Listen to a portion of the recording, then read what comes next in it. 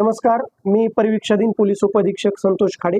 आज माननीय पोलीस अधीक्षक सर यांनी नेमलेल्या आमच्या विशेष पथकानं कोपरगाव शहर पोलीस स्टेशन हद्दी अंतर्गत असणाऱ्या समृद्धी महामार्ग इंटरचेंज या ठिकाणी एक सुगंधी तंबाखू तसेच गुटखा तसेच पान मसाल्याची वाहतूक करणारा एक राखाडी रंगाचा आयशर कंपनीचा ट्रक पकडला असता आम्हाला त्या ट्रकमध्ये मस्तानी 216 सुगंधी तंबाखू तसेच रॉयल ब्रँडेड बाजीराव सुगंधी पान मसाला अशा 2 प्रकारचा गुटखा अवैधरित्या वाहतूक करताना आम्हाला आढळून आला।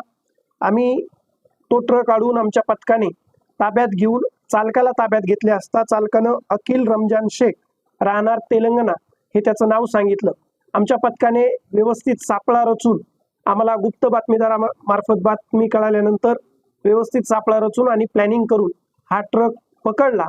त्यावेळी आम्हाला माहिती कळली की यामधील काही माल हा अहिल्यानगर जिल्ह्यामध्ये तर काही माल हा पुढे भिवंडी मुंबईकडे जाणारा होता।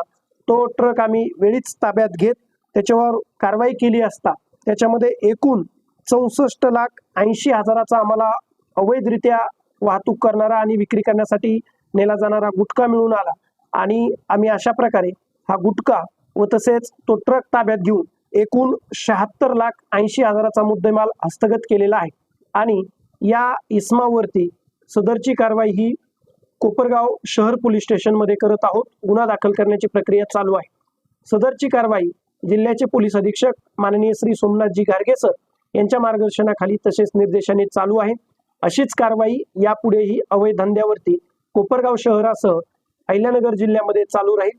सदरच्या कारवाईमध्ये अन्न प्रशासन विभागाने सुद्धा यामध्ये आमच्या सोबत कारवाई करत त्यांची जी कारवाई आहे आणि सॅम्पलिंग आहे ही कारवाई आम्ही करत आहोत।